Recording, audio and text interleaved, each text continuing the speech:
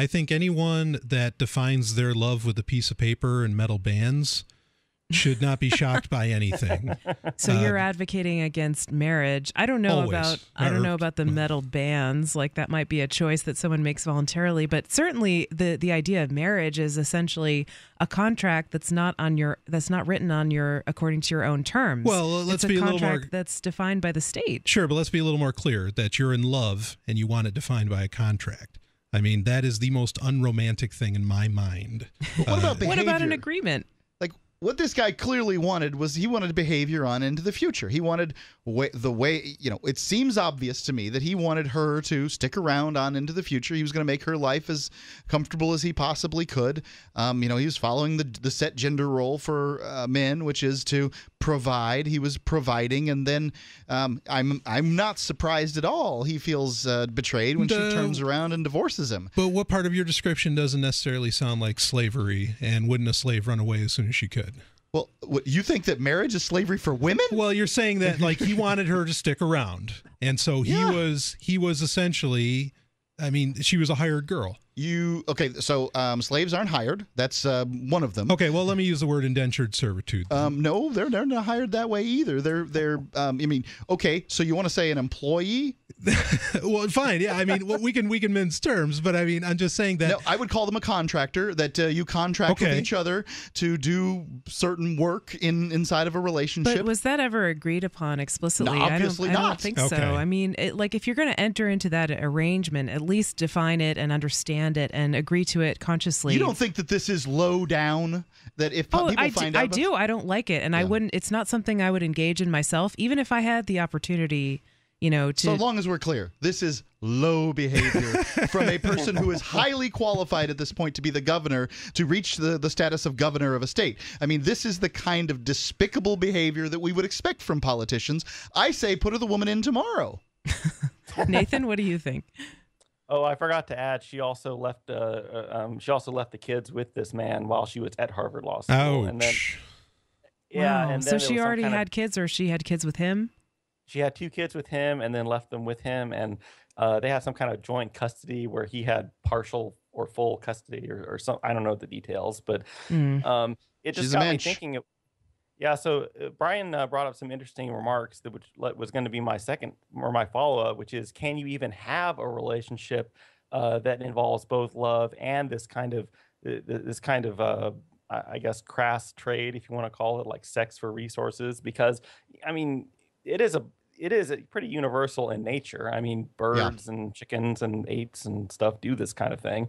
I'm not necessarily saying it's right, but some animals do, but some species actually, like in hyenas, like the females hunt. They're not trading sex for resources or reproduction or whatever. Oh, okay. But I would say that it's more common than it's not. Brian is saying it can't be. Like, you can't have those 2 things at once.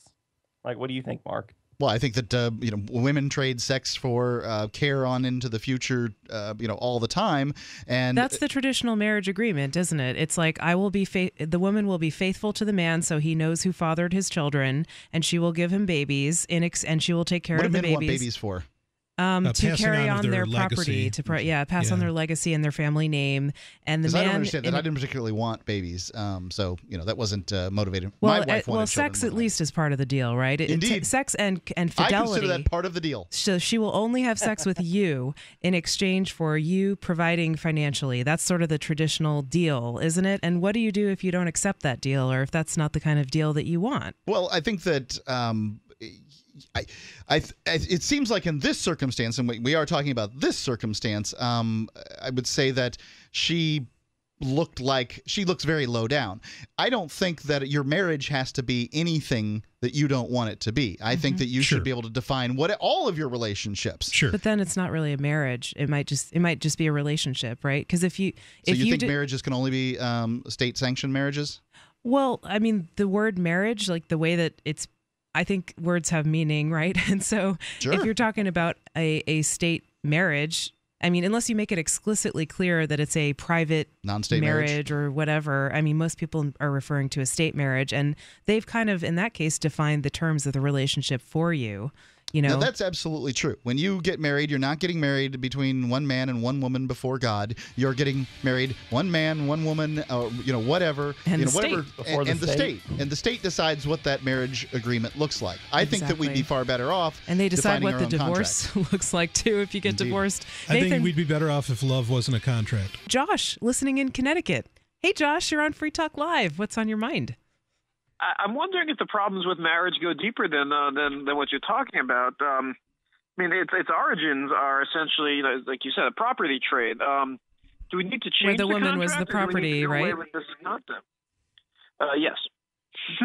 Do we need the woman is the property. Can you repeat the last thing you said? The terms?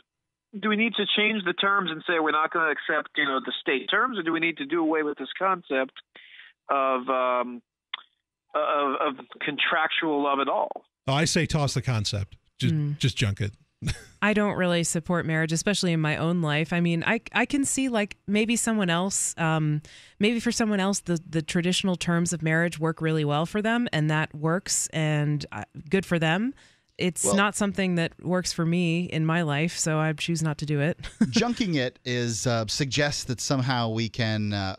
There's this whole nature-nurture conversation. I don't know whether marriages sprang out from need or whatever, but we were certainly raised in an environment where that's the idea. And whether you like it or not, the vast majority of people consider it to be the way things are. So I have to live in this world. I don't, creating a new one is a lot harder than the one in which I live. So I think that really what one has to look at is sort of what works for you at an individual time.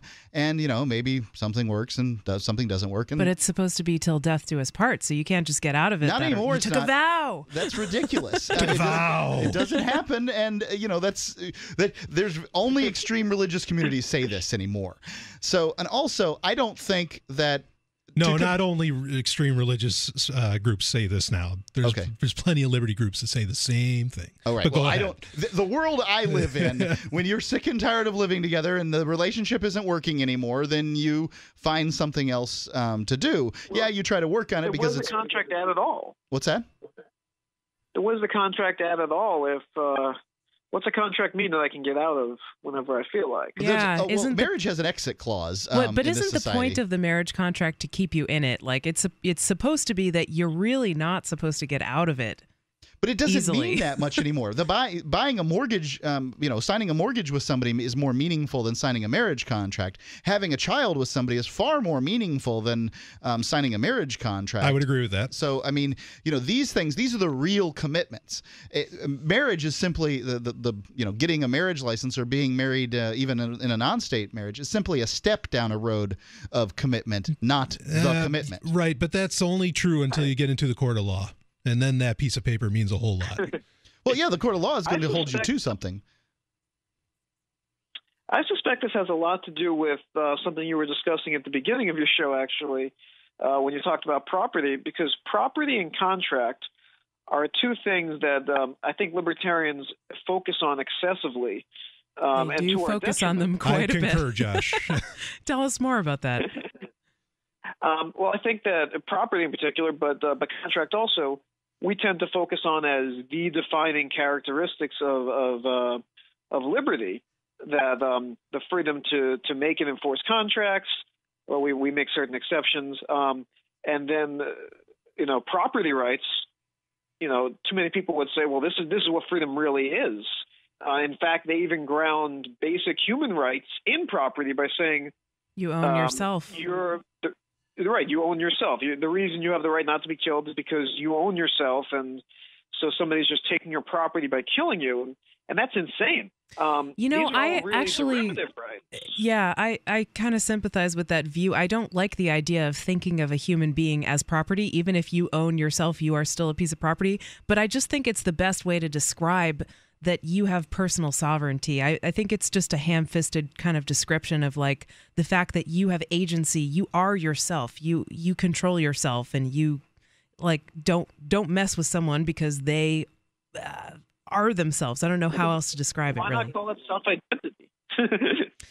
Yeah, I see where you're coming from. You know, well, what's the point? I mean, I can't.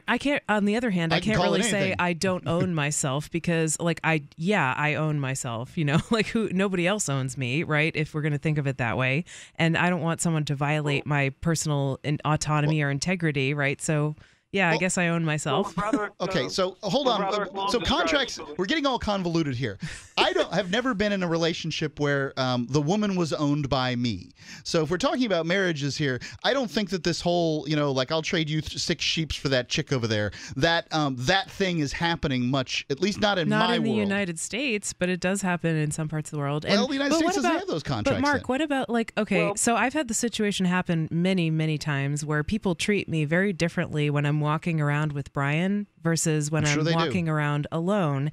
And, you know, the idea that women will sometimes say to get guys to go away, oh, I have a boyfriend. Yeah, it's like a very easy thing to do to get somebody to go away. I'm someone else's. I belong to someone else, you know. Well, I mean, basically that's what they're saying. I will often tell people that I have a wife, and I don't think that that's, you know. Yeah, sure. Perhaps it goes both ways, but it's just like the idea that someone won't leave you alone unless you are someone else's property, right? Like that's the only thing they'll accept. I would say that men are socialized to believe that if they're persistent, that they will be successful. And I often bring up The Graduate, which is a movie with Dustin Hoffman, on a regular basis, where this insane person goes to somebody's wedding and pounds on a window, and then the director and the writer of this movie thought it would be beneficial to human society to somehow write in that he gets the girl at the end. He should have been drug off in a straitjacket.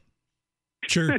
Or the Notebook's another great one where the guy actually hangs from a Ferris wheel. Yeah. You know, so many hundreds or however many feet high, and says, "Look, if you don't go out with me, I'm gonna let go. I'm gonna fall to my death." And it's like, whoa, what kind of message suicide. is that? That's and that, romantic. especially that movie in particular, is considered one of the most romantic films of all time.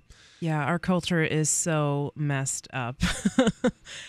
I've certainly been in a situation where I would trade a great deal to be in a particular romantic relationship, usually one that was breaking up.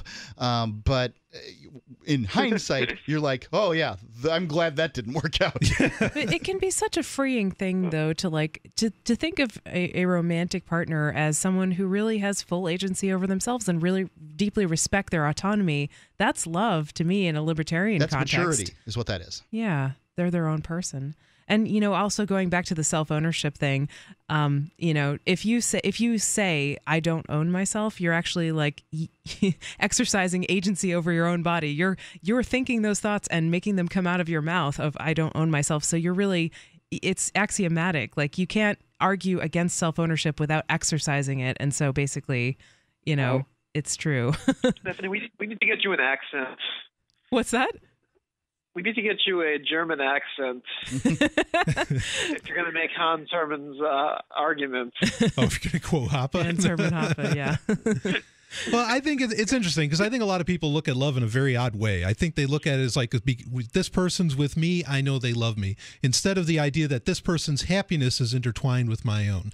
And in that case, and that's, of course, a Robert Heinlein line, but not that I agree with him on everything.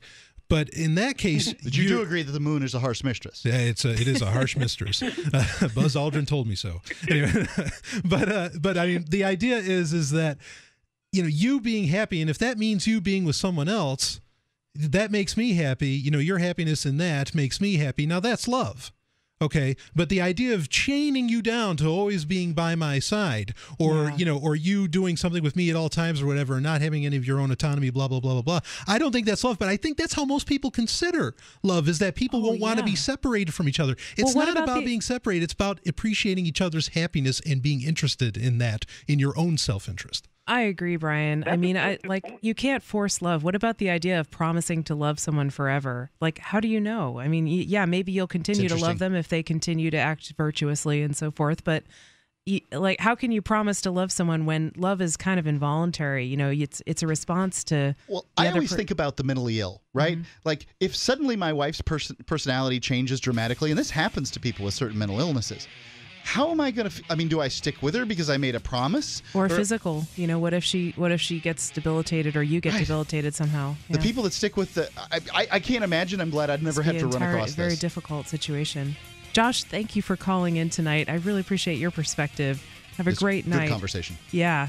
Free Talk Live, 7 nights a week from 7 to 10 Eastern, live on the Liberty Radio Network at LRN.FM.